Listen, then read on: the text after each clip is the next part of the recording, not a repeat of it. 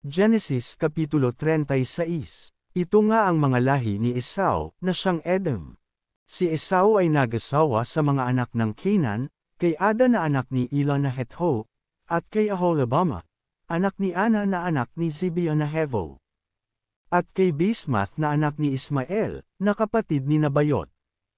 At ipinanganak si Eliphaz ni Ada kay Esau, at ipinanganak ni Basemath si Reuel.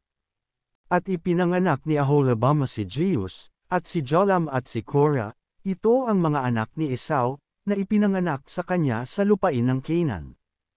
At dinala ni Esau ang kanyang mga asawa, at ang kanyang mga anak na lalaki at babae, at ang lahat ng tao sa kanyang bahay, at ang kanyang hayop, at ang lahat ng kanyang kawan, at ang lahat niyang tinatangkilik na kanyang tinipon sa lupain ng Canaan, at napasa ibang lupaing bukod kay Jacob na kanyang kapatid. Sapagkat ang kanilang pag-aari ay totoong napakalaki para sa kanila na tumahang magkasama at ang lupain na kanilang pinaglakbayan ay hindi makaya sila, sapagkat napakarami ang kanilang hayop. At tumahan si Esau sa bundok ng Seir, si Esau ay siyang Edom. At ito ang mga lahi ni Esau, na ama ng mga Edomita sa bundok ng Seir. Ito ang mga pangalan ng mga anak ni Esau, si Eliphaz, na anak ni Ada na asawa ni Esau, si Reuel na anak ni Basemath, na asawa ni Esau. At ang mga anak ni Eliphaz, ay si Teman, si Omar, si Zepho, si Gatham at si Senas. At si Timna ay babae ni Eliphaz na anak ni Esau, at ipinanganak niya kay Eliphaz si Amalek, ito ang mga anak ni Ada na asawa ni Esau. At ito ang mga anak ni Reuel, si Nahat, si Zerah, si Sama at si Miza, ito ang mga anak ni Basemath na asawa ni Esau. At ito ang mga anak ni Aholibama, na anak ni Ana, na anak ni Zibeon, na asawa ni Esau, at ipinanganak niya kay Esau, si Jeus at si Jolam at si Korah. Ito ang mga pangulo sa mga anak ni Esau, ang mga anak ni Eliphaz, na panganay ni Esau, ang pangulong Teman, ang pangulong Omar, ang pangulong Zepho, ang pangulong Senas, ang pangulong Korah, ang pangulong Gatam, ang pangulong Amalek, ito ang mga pangulong nagmula kay Eliphaz sa lupain ng Edom, ito ang mga anak ni Ada.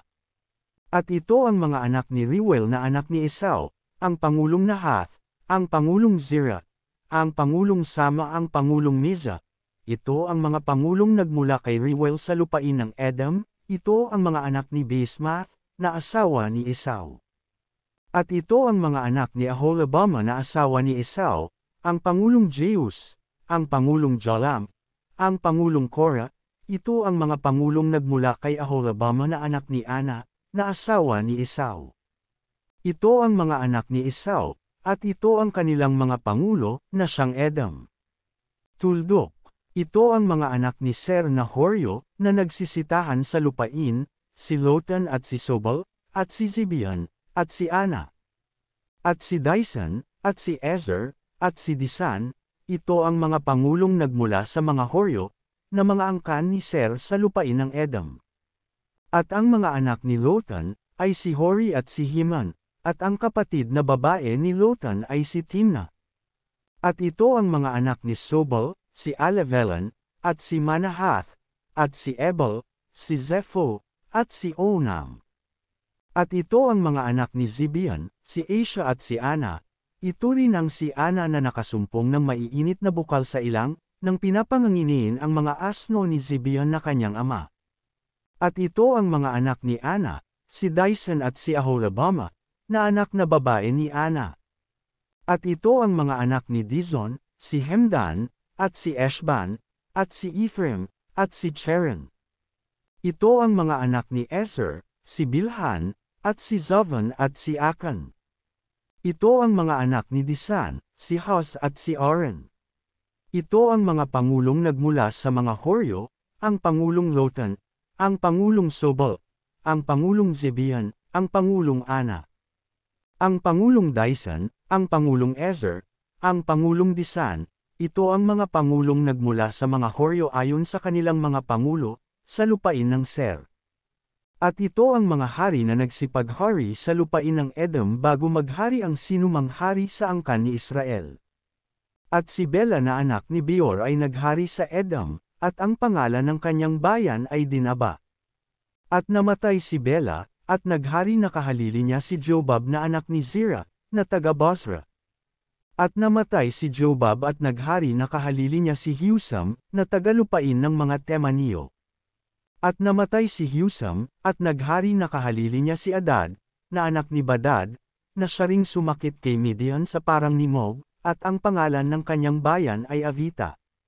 At namatay si Adad at naghari na kahalili niya si Samla na taga Masreka. At namatay si Samla at naghari na kahalili niya si Saul, na taga Rehoboth na tabi ng ilog. At namatay si Saul, at naghari na kahalili niya si Baalana na anak ni Akbar. At namatay si Baalana na anak ni Akbar, at naghari na kahalili niya si Adar.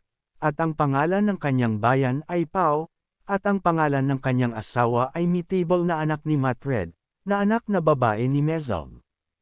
At ito ang mga pangalan ng mga pangulong nagmula kay Esau, ayon sa kanikanyang angkan, ayon sa kanikanyang dako, alinsunod sa kanikanyang pangalan, ang Pangulong Tima, ang Pangulong Alevela, ang Pangulong Jetheth, ang Pangulong Aholabama, ang Pangulong Ela, ang Pangulong Pinan, ang Pangulong Senas, ang Pangulong Teman, ang Pangulong Mibzar, ang Pangulong Magdil, ang Pangulong Hiram. Ito ang mga pangulo ni Edom, ayon sa kanikanyang tahanan sa lupain na kanilang pag-aari. Ito'y si Esau na ama ng mga Edomita.